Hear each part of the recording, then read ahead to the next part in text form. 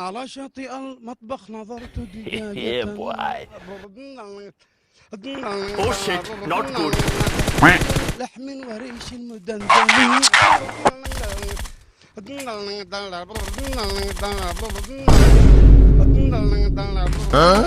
وصلتها بالله بكلمة عزيزة.